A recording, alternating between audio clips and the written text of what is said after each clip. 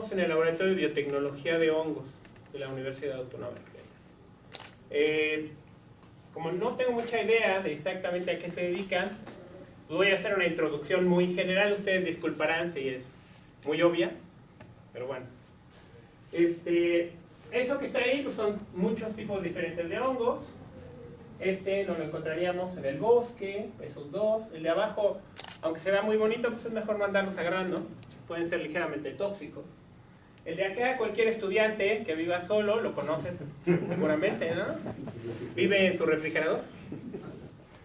De acá es un descomponedor de madera. Y puse en el centro a líquen, porque a pesar de que llevábamos miles de años de conocerlos y cientos de años de pensar que era un hongo asociado con una alga, ahora sabemos que no es una asociación simbiótica de dos, sino es de tres. Sucede que habían encontrado levaduras ahí y nunca se preguntaron qué papel tenían las levaduras. Bueno, pues alguien se tomó el trabajo de quitar las levaduras y sin la levadura el sistema no funciona. Entonces, bueno, a veces las cosas que ya estudiamos hay que retomarlas y preguntarnos por qué las cosas son como nos dicen que son. Todos aquellos estudiantes de posgrado, yo estoy seguro que no conocen la bebida que está ahí en la esquina, una abominación. Le dicen cerveza, no la prueben, acaba con las carreras, noviazgos, cosas. Pero la hace un hongo que amamos mucho, que se llama Saccharomyces, una levadura. Y bueno, también el responsable de la bebida que está aquí abajo, del vino, es la que hace que el pan sepa tan sabroso. Todos aquellos que sean católicos practicantes habrán probado la hostia, y como dicen los españoles, eso sabe a hostia, no sabe nada. Lo que hace que el pan sepa rico es la fermentación por la levadura. Arriba, ¿alguien reconoce qué hongo es? Trufas. Son trufas, exactamente. En específico la de la esquina es una trufa blanca. Tiene un precio en el mercado de aproximadamente $1,800 la libra. Y para buscarla se entrenan cerdos, a los cuales se les da una trufa una sola vez en la vida y ya se pasan toda la vida buscándola. Como la mayoría de las personas y el amor verdadero. Así, ¿no? Y el de abajo es una historia muy interesante. Es Penicillium roqueforti. Crece, el queso para llamarse Roquefort tiene que ser cultivado en unas cavernas que están en el sur de Francia, muy cerca de un lugar donde a un pastor seguramente se le cayó un queso y lo encontró 1 o 2 semanas después y tenía tanta hambre que decidió comérselo. La mayoría de los casos, la gente que hace eso se muere, pero tuvo suerte y descubrió que sabía muy rico, fue y se lo dijo a todos, y ahora es una industria que mueve aproximadamente $500 millones y el trabajo de 2 millones de personas en Francia. De hecho, hay un estudio muy interesante que hicieron unos franceses, se llamaba, de un instituto que tienen ellos, y es que la industria de los quesos en Francia mueve exactamente la misma cantidad de dinero que la industria aeroespacial. La diferencia es que la industria aeroespacial le da trabajo a 50,000 personas y la industria de los quesos le da a 15 millones.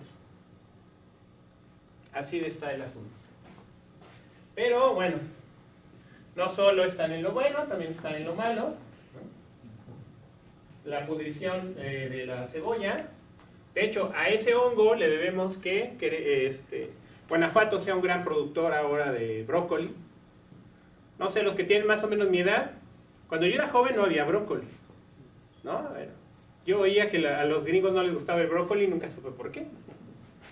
La razón por la que somos productores de brócoli ahora es que ese hongo destruye completamente todos los cultivos de ajo y cebolla, pero no puede con el brócoli. Entonces, ¿qué hace la gente? Sembrar brócoli. Así es simple, ¿no? Todas las tierras que eran de ajo y de cebolla en Guanajuato se convirtieron en productores de brócoli. El hongo sigue ahí, porque los cuerpos que hace son esclerosios, pueden durar 20 años. Así que al menos 20 años vamos a ser grandes productores de brócoli. Ya después regresaremos a las cebollas, que me gustan más porque se puede hacer salsa con ellas. Con el brócoli sabe feo. La de allá, yo tenía una abuelita muy ahorrativa, ¿no? Cuando encontraba una tortilla así, me decía, hay que comérsela porque tiene penicilina. Por favor, no lo hagan. Lo más probable es que tenga aflatoxinas, que son cancerígenas. Esos hongos rosaditos que se ven ahí muy bonitos, neuróspora seguramente, y los otros, más adelante vamos a ver que es difícil saber qué son. En este caso, onicomicosis, ya hay muchos tratamientos interesantes para ella, nadie tiene que sufrirla, solo hay que identificarla. Y de este lado está el amor de mi vida. Si conocen a mi esposa un día no se lo digan, yo creo que ya le da sospecha. Tengo 20 años de casado y 26 años de trabajar con él. Es Aspergillus niger y es responsable de la pérdida de aproximadamente el 20% de las cosechas a nivel mundial. Y aún así a mí me encanta y es lo que estudio. Tiene sus partes buenas, no solo las malas.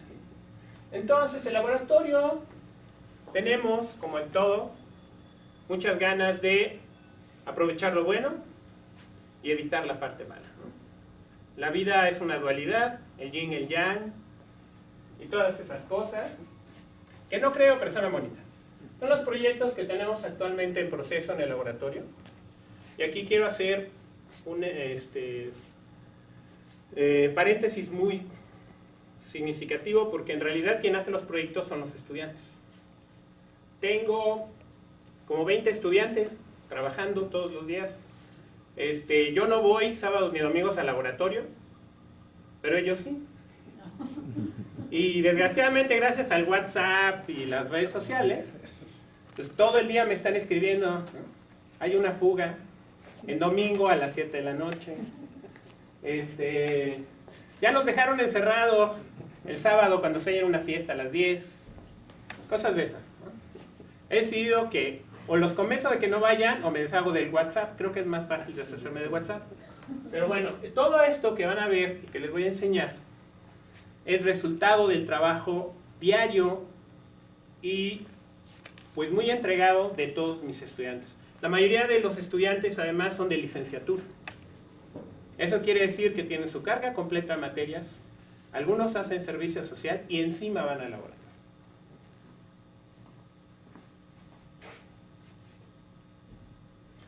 Y bueno, siguiendo con la introducción, así para los que se hayan estudiado ingeniería electrónica o cosas así, los hongos son los que reciclan todo en la naturaleza, ¿no?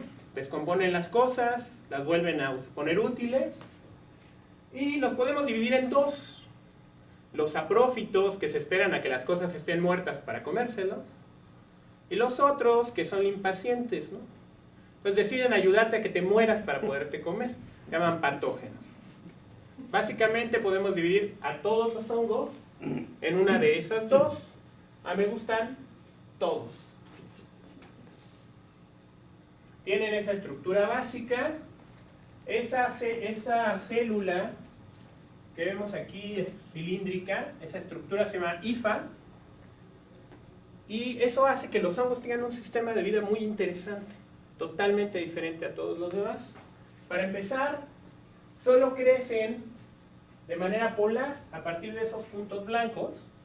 Podemos seguir el crecimiento a ramificaciones y con el tiempo pueden formar estructuras esféricas o circulares dependiendo de la superficie o el agua en la que se encuentren.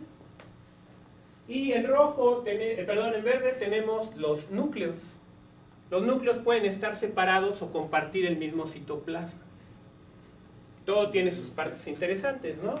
Si está aceptado, quiere decir que si se rompe, se usan unos tapones preciosos que se llaman cuerpos de Borodín, ¿no? Y la parte que se rompió se recupera y todos somos felices.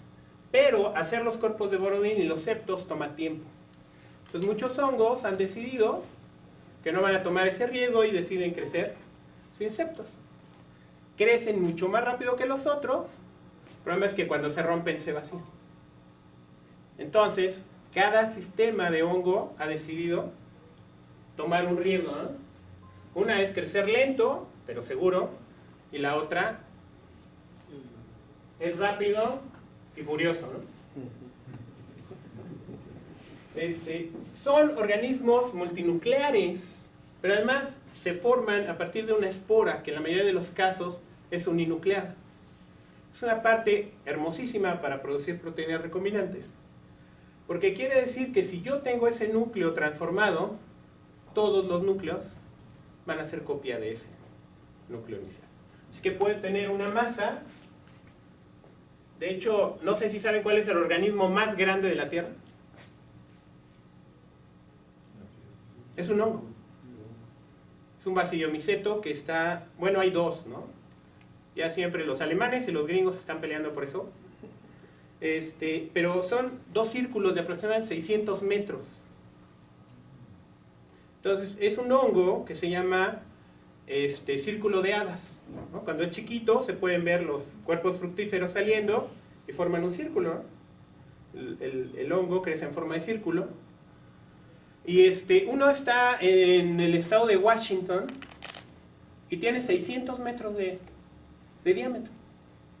Entonces, luego... ¿Es uno? Sí, sí. ¿Cómo sabemos que es uno? Es muy simple. Se tomó DNA de un lado y DNA del otro, alrededor, y es un solo DNA. Es un solo organismo. Se calcula un peso aproximado de 700 toneladas. Creciendo así. En la punta de la hifa hay una estructura que solo hay en los hongos, que se llama el Spitzenkorper, y los alemanes nos hicieron el favor de darnos un organelo, que significa el cuerpo que escupe.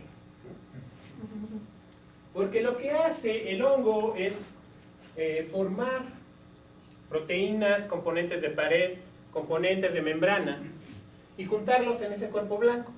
Ese cuerpo blanco, si tomáramos fotografías con el tiempo, como hizo el doctor Barnicki alguna vez, va creciendo. Hasta el momento en que la parte de la punta se vuelve completamente blanca y el hongo escupe, ¿no? Saca todo. Esas membranas que se fusionaron ahora quedan hacia la parte de afuera y forman la nueva parte del hongo. Todos los componentes, proteínas, componentes de pared, se usan para hacer la pared en esa parte nueva y empieza la formación del Spitzenkorper de nuevo. ¿Sí? ¿Más o menos? Eso es muy importante para lo que les voy a platicar. Y ya para terminar esta introducción, hay tres tipos principales. Y les digo principales porque ahora que di la clase de micología, nunca la había dado. Así que yo creía que había tres y hay como 50, pero bueno. Están las levaduras, los hongos filamentosos y los bacillomicetos. Las levaduras se usan principalmente para alimentos y bebidas. Las bacillomicetos, todos hemos comido champiñones, huitlacoche, setas. Bueno, pues sucede que se gana más haciendo cerveza que vendiendo huitlacoche, extrañamente. Pero ese no es el negocio está en medio. El negocio está con los hongos filamentosos. Porque los hongos filamentosos se pueden usar para producir proteínas propias y recombinantes, y hay una empresa que se llama Novo. Antes se llamaba Novo Nordisk porque estaba en Dinamarca. Pero como en Europa se cobran muchos impuestos, se fueron a Estados Unidos. Son una empresa que vale aproximadamente 18,000 millones de dólares en ventas anuales. Y no solo eso. Ellos controlan el 95% del mercado de producción de proteínas recombinantes y enzimas de hongos.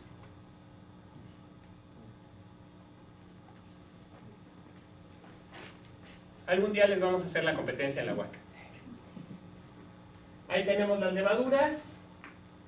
Esta fotografía me encantó porque muestra la manera en la que las levaduras se reproducen, que es la gemación. Tenemos la célula y esa célula empieza a formar otra célula. Y ya que termina de formarla, se separa de ella y lo que vemos ahí son las cicatrices del parto. Eso que está marcado en amarillo. Interesantemente, eso también nos dice que los cultivos de levaduras no pueden crecer infinitamente, porque cada levadura solo se puede reproducir 20 veces. Porque en ese momento se le acaba la membrana, donde no tiene cicatriz, y no puede seguir creciendo. Es muy fácil de cultivar. Básicamente, necesitamos una fuente de proteína, un azúcar simple, y se acabó. Eso lo descubrieron los sumerios, que fueron los primeros que la cultivaron. De hecho, la receta para hacer cerveza está en una tablilla que tiene 2400 años y que dice básicamente: tome 2 panes de cebada, pónganlos en una jarra de agua del Éufrates, es importante, y en 3 días tendrán una bebida que alegrará su corazón. Aprendieron a emborracharse. Y además eran tan amables que daban la receta. Nosotros la estamos empezando a utilizar, sobre todo porque se puede crecer en bioreactores. Se puede hacer un crecimiento muy intensivo, con densidades muy grandes. Y bueno, queremos incursionar también en la parte de los sabores de alimentos, porque hay muchos alimentos que, aunque no nos demos cuenta, en realidad saben a levadura. Se los presento. Esta es la biomasa de la levadura abajo. Seguramente todos los que le han ayudado a su mamá a hacer pizza o pastel las han visto, ¿no? Vienen sobrecitos. Si son cerveceros aficionados, pues también, ¿no? El pan sabe rico porque tiene levaduras. El pan sin levadura sabe tan feo que en la religión judía se considera un castigo, ¿no? Una ocasión de algo triste. El pan ácimo, o sea, sin levadura, se come en los funerales y en la Pascua, para demostrar que tan pobre eres que ni siquiera eso puedes tener en la vida. Y acá abajo, otra vez, una bebida infernal que no deben probar los estudiantes. Los doctores sí, porque tienen que acabársela para que los estudiantes no la tengan que consumir. Se llama cerveza, ¿no? Y sucede que el tipo de levadura que se usa en la cerveza parece tener un efecto muy importante sobre los sabores que se desarrollan. Pero el hueso, ¿no?, del laboratorio está con los hongos filamentosos. Yo empecé a estudiar hongos filamentosos a los 19 años, cuando el doctor Gustavo Viniegra, que está en un afiche que tienen por ahí, me reclutó cuando estaba estudiando biología. Y estoy tan terco que sigo en lo mismo, 26 años después. Bueno, no, 28. Entonces, les voy a platicar de lo que el laboratorio más nos interesa. Eso que ven ahí es espuma de poliuretano, también la conocen como hule espuma. Todos dormimos sobre ella, muchas almohadas son de hule espuma. Cuando yo era niño jugaba con la pelotita de hule espuma. Bueno, pues puede tener otras aplicaciones más interesantes. En 1997, Rimbaud y un grupo de franceses llevaban 30 años tratando de entender la fermentación sólida. Y se encontraron con un pequeño problema. La fermentación sólida se hace sobre desechos, como pulpa de café. No sé si han visto la pulpa del café cuando la hierven. Lo que sale de ahí es prácticamente café y horroroso, como una mermelada de café. Muy difícil de estudiar qué hay ahí. Se puede hacer con bagazo de caña, que tiene muchos azúcares. Se puede hacer con rastrojo de maíz, que el rastrojo de maíz, desgraciadamente producimos mucho y no sirve para nada. Si se lo dan a las cabras bajan de peso. Lástima que no se lo podamos dar a las personas, porque yo sería muy delgado. Pero lo que tiene el sistema de espuma de poliuretano es que reproduce muy bien algunas características de la fermentación sólida. Es un buen soporte que es inerte, es decir, no interactúa o no parecía interactuar. Terminando esto, vamos a cambiar un poco de idea. con el medio de cultivo o con el hongo. No es digerible por el hongo, ya tampoco es completamente cierto, pero lo más importante es que no absorbe el agua. Tiene una geometría que nos permite saber si lo que está pasando aquí está pasando en todos lados. Entonces, pues la primera parte, si queremos usar un soporte, pues es ver. Y esa es una de las cosas interesantes. No quiero hablar más de los ingenieros, pero la diferencia entre los ingenieros y los biólogos, ¿no? Ellos eran todos ingenieros bioquímicos, ingenieros químicos, y entonces, ¿qué veían? Que entraba, que salía. Y en 30 años no habían tomado una fotografía. Interesante, ¿no? Y esto es de las primeras cosas que encontramos. Cuando el hongo está creciendo en un medio líquido, sucede que necesita un soporte. Los hongos no crecen en el aire, y cuando crecen en el agua, crecen sobre la superficie del agua. Excepto unos cuantos marinos, que no vamos a tocar en este momento, todos los demás necesitan dónde soportarse. Y entonces, ¿qué hace un hongo que no tiene en dónde soportarse? Pues se soporta en sí mismo. Entonces lo que hace es empezar a enredarse sobre sí mismo y forma una estructura esférica que se llama pellet. Y de este lado tenemos, a ver, les paso la fotografía de antes. ¿Ven? Sin hongo. Con hongo. Una de las primeras sorpresas que nos llevamos es que el hongo no llena el espacio vacío, sino crece sobre la superficie de las trabéculas. Cuando tenemos la espuma, ahí pueden ver, se forman caras. Esta es una superficie y esta es otra.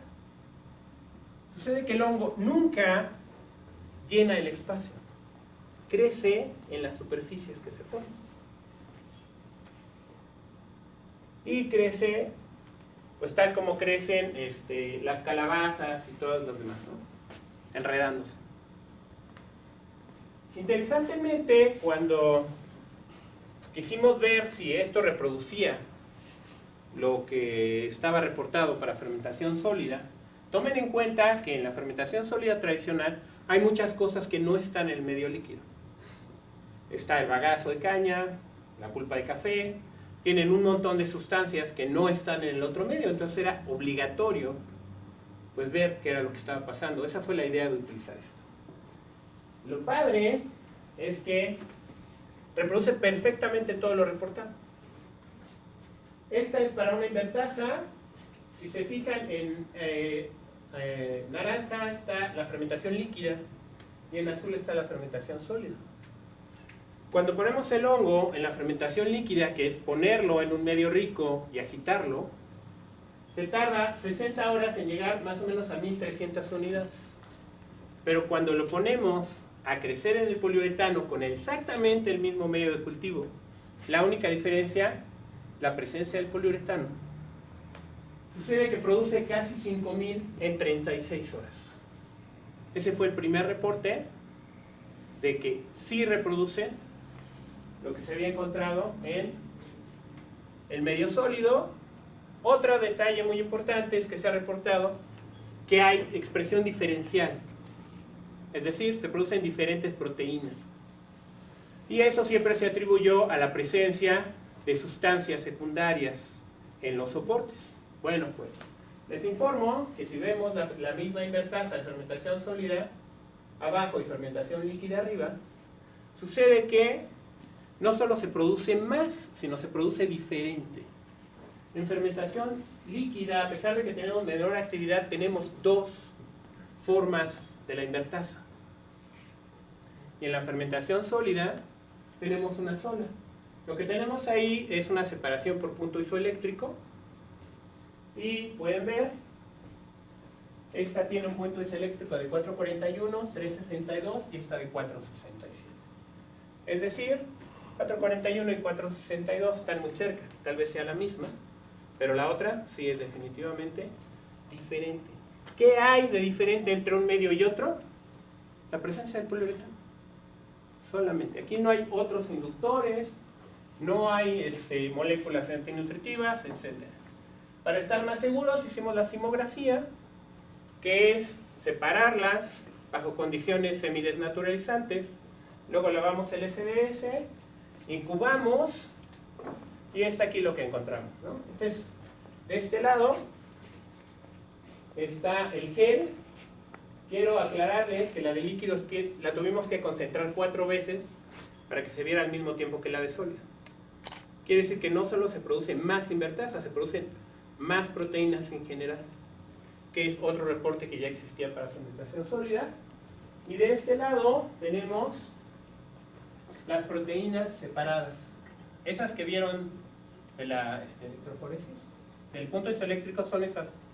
Entonces, si se fija, la de peso molecular más alto parecería que es la de 441 y 462, mientras que la de 3.7 tiene un peso más bajo.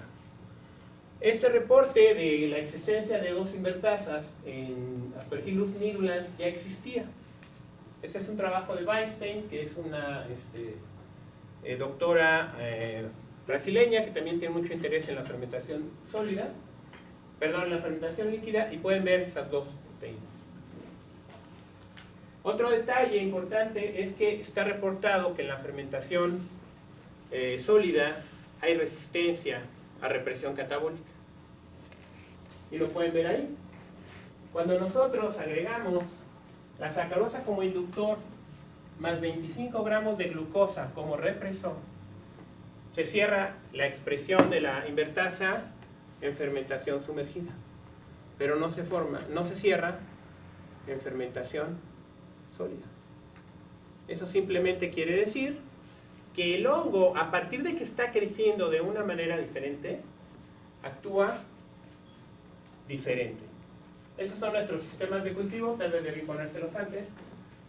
Ahí no es muy claro, pero si ven los puntos, esos son los pellets, ¿no? Son esferas de micelio. Y depende como de la mano también del estudiante, ¿no? Tengo unos que tienen unas así gigantes, otros que hacen chiquitas. No importa, los resultados son los mismos. Es que aquí tenemos la fermentación sólida del poliuretano. Pueden ver los cubos de poliuretano. Y de ese lado es la fermentación en el salvado, que es de los soportes, pues el más limpio. Y entonces, Melissa, una estudiante que ahorita ya está haciendo su maestría en la UNAM, una estudiante de licenciatura, me dijo que quería estudiar más a fondo el sistema, y entonces se decidió por hacer la transcriptómica, y eso fue lo que encontró. Esa es la extracción de RNA total que hizo de cada uno. Vean cómo es muy interesante que en el medio líquido el RNA sale de bastante buena calidad, pero donde sale de calidad superior es el poliuretano. Precioso, ¿no? Y en el salvado, un horror. Esas que están en cuadro fueron las que ella trató de salvar. Las analizó para secuenciarlas. Ahí están, WAC1, WAC2, etc. Pero a la hora de hacer el RIN, que mide la calidad del, pues sucede que ninguna de las de salvado funcionaba. Así que tuvimos que limitar el estudio solamente a fermentación líquida y fermentación sólida.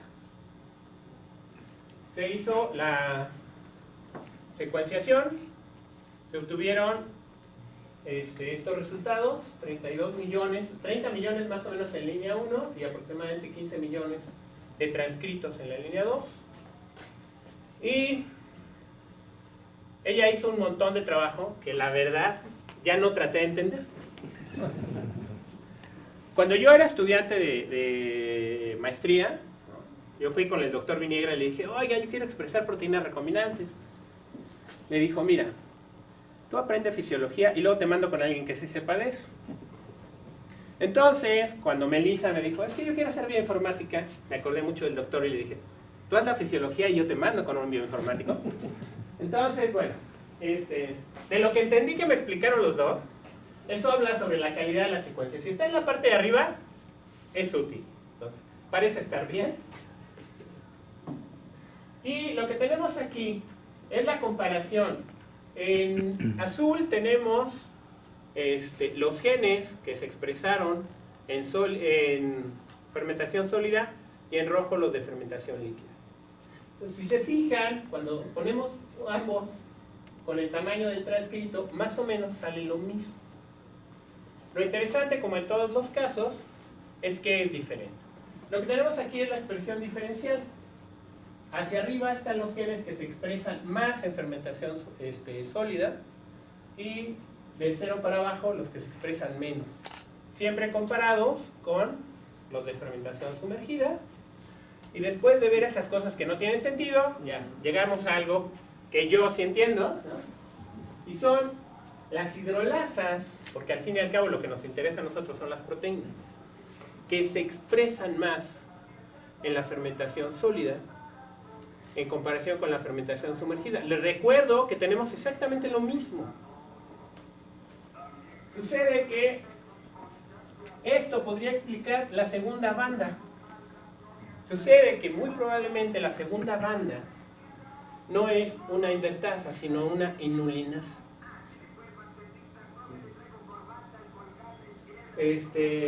También viene el del pan.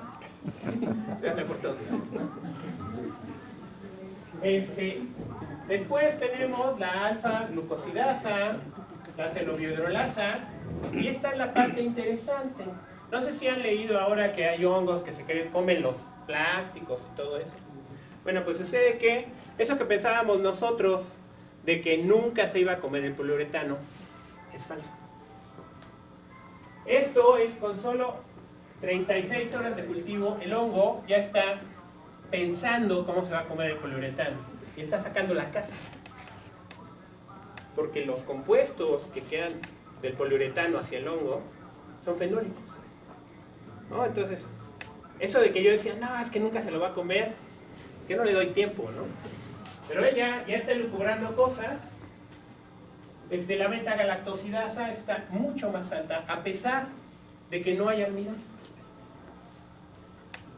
Y la parte que para mí es más interesante es la última de allá, es la GBP, gliceraldehído bifosfato.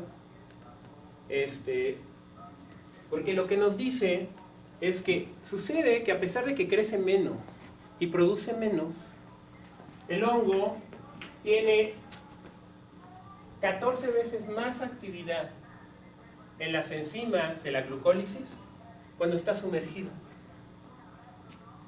que cuando está en fermentación sólida. Mismas condiciones, mismo todo. Parece que el asunto está en la KLA. Si hay algún ingeniero bioquímico por ahí, les pido que me expliquen la KLA otra vez. No, me la han explicado unas 14 veces y cada vez me dan una explicación diferente. Pero bueno, eso es lo que pasa cuando eres biólogo tratando de entender a los ingenieros. Y esto es ya lo último que le dio tiempo de hacer a Melissa, porque ya le estaban esperando. Se iba con un SNI 3, no se iba a quedar conmigo, ¿verdad? Y lo que hizo ahí fue tratar de validar, ¿no?, eso que habíamos encontrado. Pero bueno, ya ahorita Claudia lo está retomando y esperamos que vea en los genes o PCR de tiempo real si lo que encontramos por bioinformática es verdad o no. Y bueno, si ya tenemos un buen sistema de expresión de proteínas propias, pues hay que aprovecharlo, ¿no? Aspergillus niger no es de esos colores tan bonitos, en realidad es negro. Y hasta sería padrísimo tener los cultivos así. Tiene esas características que lo hacen un excelente productor de proteínas recombinantes. Pero no solo eso, sino parece estar hecho a propósito. Esa es la glucoamilasa y es una proteína padrísima porque tiene dos formas globulares unidas por un puente. Entonces, nosotros en el laboratorio, siguiendo el trabajo de Archer, eliminamos una de esas partes globulares, la parte final, e insertamos una proteína recombinante. En este caso es la hormona de crecimiento de Orochromis, alias la tilapia. Y gracias al puente, la proteína recombinante se puede plegar perfectamente bien, sin ningún problema. Bueno, una cosa que no les dije es que solo el 10% del presupuesto del laboratorio viene del CONACYT. Lo demás viene de empresas. Entonces hay muchas cosas que ya cuando se ponen interesantes, no se las puedo seguir contando, ¿no? Es muy feo pasar en la cárcel mis últimos años. Pero les voy a platicar la parte platicable, ¿no? Una es que para poder expresarla, hay reportes de que los hongos expresan bien proteínas de animales, pero sucede que solo es de mamíferos. Los peces tienen un código o una manera de entender el código que es diferente. Tienen una muy alta afinidad por codones terminados en adeninas y timinas. Y los hongos tienen codones con citosinas y guaninas. Entonces, si nosotros hubiéramos dejado el gen como estaba, por ejemplo, para fenilalanina, pues es timina, timina, timina, ¿no? Está bien, todo el mundo lo usa así. Pero los hongos no. Los hongos prefieren timina, timina, citosina. Y entonces el gen se tuvo que rediseñar para expresarlo. Y para no hacerles el cuento largo, ahí está. Todos los lugares donde falta una raya, porque tuvimos que cambiar el código. Eso hace 10 años hubiera sido un problema mayúsculo. De hecho, tengo un trabajo en el que me divertí mucho, no gané ni un centavo, pero qué diversión me puse, que fue armar un gen más o menos de este tamaño por PCRs. Al final había tantas mutaciones que lo tiramos a la basura, pero ahora gracias a los proveedores, por 4,000 pesos me lo hicieron. En 3 semanas estaba en el laboratorio, listo para usarse, y la parte hasta donde les puedo platicar es esa, ¿no? Ahí están las transformantes. Y ahí fue cuando la empresa dijo, ya le quiero meter lana, y a partir de aquí ya no puedes platicar más cosas. Lo siento mucho, pero no les voy a decir que va muy bien. Tanto que ya se están peleando por las patentes. Ese fue un error. Por favor, si algún día hacen algo muy aplicado, primero peleense por las patentes y luego hacen el trabajo. Bueno, está funcionando también hacerlo en Níger para tilapia, que ahora estamos trabajando en hacerlo para camarón, usando piquia. ¿Cuál es la diferencia? Pues hacerlo en Níger requiere cortar los cubitos, ¿no?, de 5 milímetros, y entonces la mayoría de mis estudiantes pasan por ese calvario. Pero ya sé que si cortan 1 kilo de cubitos de 5 milímetros, esos son buenos. Van a hacer lo que les digan. Que al fin y al cabo, pues así funcionan los esclavos. Y ellos lo saben. Pero, pues ya si lo quiere hacer uno a nivel industrial bien, no es negocio, ¿no? Pues sucede que la piquia se puede cultivar en densidades tan altas que se forma una pasta. Esa cantidad de piquia podría formar una gran cantidad de proteína, y además la tilapia no tiene tan buen precio como tiene el camarón. Entonces, la parte de exactamente qué proteína y cómo lo vamos a hacer, no se las puedo platicar, pero es muy emocionante intentarlo. Y ahí está. Pero la idea es hacer como camarones artificiales, vamos a decir, o algo así. Si un día vienes con tu camarón aquí al hombro, comiéndotelo, ¿te acuerdas de mí? ¿No? O así. No tanto. Pero la idea es que el productor pueda tener el mismo tamaño de camarón, pero más rápido. Cada día que pasa entre que ponen los camarones y salen al mercado, ellos lo consideran pérdida. Entonces, no queremos camarones más grandes, queremos camarones que crezcan más rápido, que hagan menos desperdicio y que sean más felices, porque sucede que los camarones felices comen más, desperdician menos y se infectan menos. Okay, entonces será como alimento para esos camarones, ¿o? Es la idea. Hasta ahí sí te puedo platicar que la idea es que se la coman. Pero bueno, ya empezando en la parte fea, ¿no? ¿Quién ha visto algo así? Es Aspergillus flavus, ¿no? Productor de aflatoxinas. Si nos comemos eso, pues no sabe demasiado mal, pero lo que sí está muy feo es morirse de cáncer. Entonces, vamos a ver qué tan buenos solucionadores de metaproblemas son. ¿Cuál es Aspergillus flavus? No, ese sería Níger. No son buenos solucionadores de metaproblemas. Sí, de izquierda arriba. El que les diga el metaproblema es importante. Pues no, el metaproblema es que todos son Aspergillus flavus. Entonces, sucede que para identificar Aspergillus flavus se necesita un experto. Y además tiene que estar crecido en condiciones específicas de laboratorio. Si yo meto a ese experto en un silo contaminado, ¿qué me va a decir? Pues primero es que se va a morir, ¿no? Y lo segundo me va a decir, pues quién sabe si sea o no. Tengo que llevármelo, cultivarlo, purificarlo y luego ver si es Aspergillus flavus. Como Alejandro no tenía tiempo de hacer todo eso, se le ocurrió, porque esta fue idea de él, ¿cuál es el problema de Aspergillus flavus? Pues que hace aflatoxinas, ¿no? ¿Y por qué no identificamos los genes de producción de aflatoxina? Entonces, si se fijan, sería posible ir al silo.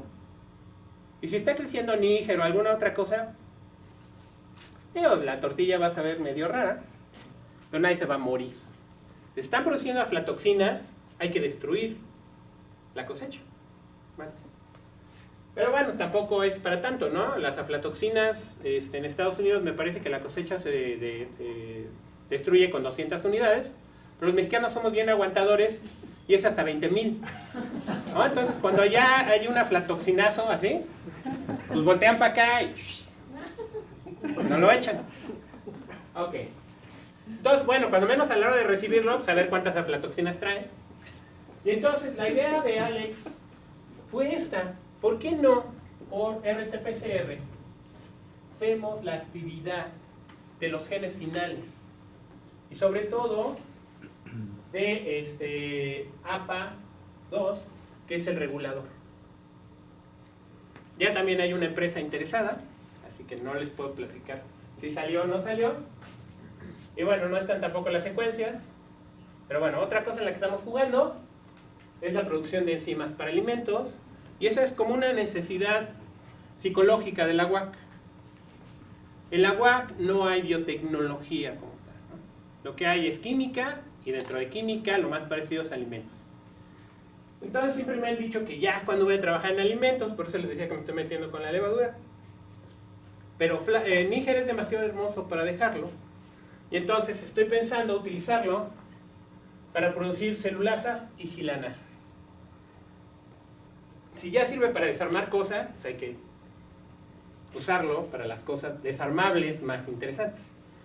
La celulosa, tenemos un montón tirada por todos lados, porque nos gustan mucho, ¿no? Las cosas de celulosa, las cajitas. Yo creo que mi abuela vivió una vida de celulosa, así como nosotros vivimos la de plástico, ¿no? Todo lo tenía en cajitas de cartón. Las muebles estaban empapelados, todo era celulosa. Y ahora toda esa celulosa es desperdicio. Entonces tenemos acumulado un montón de desperdicio de celulosa y entonces podríamos desarmar esa celulosa, todos los desechos, y obtener metabolitos muy interesantes. El primero es que podríamos obtener un montón de glucosa. La podemos meter hasta ese desperdicio, perdón si hay alguien que trabaja con biocombustibles. Yo soy el antibiocombustibles completamente, ¿no? Pero hasta para eso la podríamos usar. Digo, ya si no tenemos otra cosa. Pero en la parte de la lignina hay muchísimas proteínas que son intermediarios de fármacos.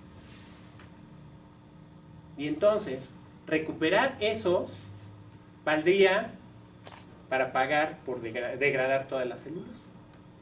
Incluso, ahorita que tenemos el asunto de los biocombustibles y todo eso, hay una molécula de estas que simplemente necesita una hidroxilación para convertirse en turbocina. Sería lo más cercano que tendríamos de un biocombustible hecho, ¿no? Y además en grandes cantidades. Pero bueno, mientras llegamos a eso, estamos trabajando a escala más pequeña para la producción de gilanos. Y muchachos de posgrado, por favor, sean tercos, ¿no? Les voy a platicar por qué. Cuando empezamos a trabajar esta parte, yo quería una cepa que estuviera bien caracterizada para poder hacer biología molecular y esas cosas. Y le dije a Federico que usara esta. Y Federico, como buen alumno de posgrado, había leído ya como 50,000 artículos y me dijo, esta no va a funcionar. Entonces utilicé mi sistema de, soy el doctor y haces lo que yo digo, ¿no? Digo, nadie por aquí seguramente hace esas cosas, pero yo sí. Y entonces Federico hizo lo que debe hacer todo estudiante de posgrado cuando sabe que tiene la razón. Hizo lo que yo le dije y lo que se le pegó la gana. Bueno, pues sucede que tenía razón, ¿no? Si vemos la de abajo, lo que hay son gilanos en el agar. Se le pone rojo de rutenio y se tiñe de rojo. Donde ya se los comieron, se ve claro, ¿no? Entonces se ve bastante claro que la WT y la A732 son las buenas, ¿no? La que yo decía no produce nada de gilanas. Entonces, muchachos, el truco está en hacer lo que quieren, pero también lo que quiere el doctor. Y bueno, esta fue su tesis de maestría. Hizo miles de condiciones y trabajó con salvado de trigo y salvado de avena. Ahí está el punto que estábamos buscando para la máxima producción de gilanasas. Esas gilanasas ya las está utilizando una empresa de panificación para ver si por medio de esa gilanasa pueden disminuir la cantidad de arabinogilanos y lignina en su pan y por lo tanto hacerlo que dure más tiempo, más suave. Si funciona, ya vamos a tener primero un uso para el salvado de avena, ¿no? Y ellos van a tener, espero que muchas gilanasas. Además, más o menos el costo está como en 2 pesos el kilogramo ya final. La verdad es que esa es una de las partes padrísimas de todo esto. Bueno, de cultivo, no de, no de enzima. Y lo que tenemos acá es que ya en el trabajo académico que él siguió haciendo, se puso a caracterizar la enzima, y esta es la gilanasa que encontró y que no está reportada. La que está reportada tiene un peso del doble. Entonces, seguimos con los descubrimientos de que la fermentación sólida parece inducir otros genes. Y bueno, también hay que entrarle a la parte de los hongos comestibles. Y ahí tenemos un ejemplo muy interesante de que, decía mi abuelita, al perro más flaco se le cargan más las pulgas. La molécula que está ahí es un tereftalato. Se pone como plastificante en todos los juguetes para niños. Entonces, cuando el niño se lo lleva a la boca no pasa nada porque el juguete está nuevo. ¿Quiénes se llevan a la boca juguetes viejos? Los niños pobres, que heredan el juguete, ¿no? Pues sucede que cuando el juguete está empezando a cristalizarse, es porque perdió el tereftalato y lo tiene en la superficie. Entonces, cuando el niño se la pone, está consumiendo el tereftalato. Destruir los plásticos es una cosa prácticamente imposible, pero bueno, pensando en que los hongos todos se lo comen, es un trabajo que tengo en colaboración con unas personas de Tlaxcala. Ellos fueron los que se dieron cuenta de que los niños chiquitos en Tlaxcala, los más pobres, están llenos de tereftalato. Ellos fueron los que lo hicieron. Entonces me llamaron y nos pusimos a hacer un cultivo de Basidiomycetum. El hongo que me faltaba, pues ya también. Entonces estas son setas. Y lo que hacemos es tomamos los juguetes viejos, les medimos el tereftalato y si tiene una cantidad adecuada, los machacamos, hacemos partículas muy pequeñas y las mezclamos en el sustrato para el crecimiento del hongo. Y sucede que en 180 días, como en la tercera cosecha de las setas, ya no hay tereftalato. Pero lo interesante es que en las setas nunca hay tereftalato. Que podemos comernos las setas y las setas degradan el tereftalato que está en el plástico. Lo utilizan como fuente de carbón. Así que ese plástico sigue siendo plástico, pero ya no tiene tereftalato. Es la doctora Carmen Sánchez y ella está haciendo un trabajo muy interesante siguiendo la ruta de degradación. Y esta es otra cosa interesante de cuando los profesores le hacen caso a los alumnos, ¿no? Este es un trabajo de Violeta, que como les decía, tengo muchos estudiantes de licenciatura, muy entusiastas, ¿no? Y un día ella llegó y me dijo, oiga, ¿y por qué le ponen ácido ascórbico a los alimentos? Pues traté de darle una explicación, pero ella sabía mucho más que yo. Y entonces se le ocurrió que por qué no hacíamos el estudio de ver cuál de los ácidos orgánicos inhibía el crecimiento de aspergillus. Fue idea de ella, ¿eh? Su servicio social, y la sorpresota que nos llevamos es que es el ácido acético el que mejor inhibe la germinación. Ahorita ella ya está haciendo su maestría en la UNAM, trabajando precisamente sobre ese aspecto. Y bueno, no sé cómo andamos de tiempo, creo que ya me pasé por bastante, ¿no? Son las 6. ¿Tienen tiempo a que les platique algo divertido? Sí, estamos aquí. Los hongos están en lo bueno, en lo malo y en lo sorprendente. Por eso me siguen gustando. Eso es una hormiga carpintera y lo que le sale de la cabeza es un esporangio. ¿Sí? Allá. Todo esto es micelio del hongo, pero la parte reproductiva está arriba. Le sale de la parte de la nuca hacia arriba. Esto se descubrió en el Amazonas y ahí es donde se da uno cuenta de que está viejo, ¿no? Yo fui al congreso donde por primera vez lo reportaron hace 20 y tantos años. Era estudiante de doctorado. Entonces, lo que sucede es que el hongo infecta a la hormiga, que siempre está en la superficie. Nunca se suben a los árboles. Pero el momento en que se infecta, le da una urgencia por subirse al árbol, sube aproximadamente 23 a 25 metros, en contra de toda su voluntad, busca la hoja que está exactamente arriba del hormiguero y se envuelve en ella a morirse.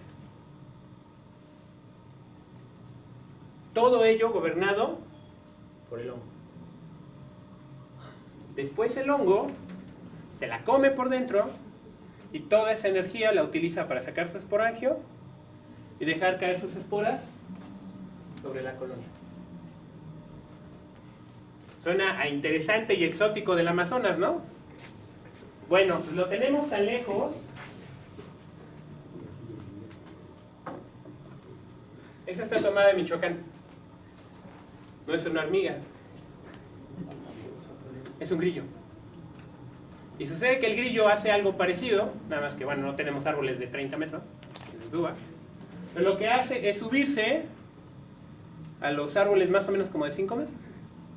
Se muere ahí y suelta sus esporas donde están las demás colonias de insectos. Como soy biólogo, pues uno pensaría que está interesante estudiarlo, no, es potencialmente útil. Y es potencialmente útil porque alguien me ganó la idea, ¿no? Bueno, me la ganaron como por 20 años, pero sucede que descubrieron que no solo están en el Amazonas. El sistema está igualito, pero en Pensilvania. Y ahí tienen 4 variedades diferentes de hormiga zapatera y su hongo que la infecta, ¿no? Entonces, infectaron ellos a las diferentes hormigas y sucede que la variedad Castaneus, la especie, tiene 73 metabolitos que no se expresan en el hongo cuando no está en la hormiga y que no están en la hormiga sin el hongo. Y además las otras no tienen la conducta. Si las infecta, crece, las mata, pero no les cambia la conducta. Si la hormiga anda por ahí hasta que se muere. Entonces hay 64 metabolitos que cambian. Lo interesante es que de esos, 13 son antibióticos nuevos. totalmente desconocidos. Y uno se preguntaría, ¿para qué? Pues muy fácil. Si tienes un zombie, lo primero es que no se te eche a perder. Entonces el hongo se hace cargo del sistema inmune de la hormiga. Lo que menos quiere es competencia, ¿no? Lo primero que hace es llenarla de antibióticos y seguírsela comiendo. Y dentro de las otras 50 metabolitos, hay 4 que han sido localizados en humanos y que están relacionados con problemas mentales, específicamente esquizofrenia. Entonces parecería que el hongo ya encontró el cóctel para volver esquizofrénica a la hormiga. Y no solo eso, sino que la hormiga responde específicamente. Tengo un amigo que es etólogo, yo soy biotecnólogo, y entonces nos estamos juntando a ver de lo que quedó, que todavía no han estudiado, qué podemos encontrar. Eso es en lo que estamos ahorita en el laboratorio. Y estamos en la Facultad de Química. Nuestro financiamiento es CONACYT Industria, pero como les decía, si queremos de veras dinero, nunca vamos a ver a CONACYT, ¿no? De hecho, una de las empresas, hay una empresa neozelandesa, se les puedo decir perfectamente bien, no les puedo decir el nombre, pero que estaba interesada en la producción de una proteína recombinante, y les dije, es que no tengo el bioreactor que se necesito. Me dijeron, ¿cuál quieres? Así que ahora tengo un bioreactor que estoy estrenando y no tuve que llenar solicitudes, ni siquiera tuve que comprarlo, ¿no? Ellos me hicieron el favor de comprarlo y llevarlo.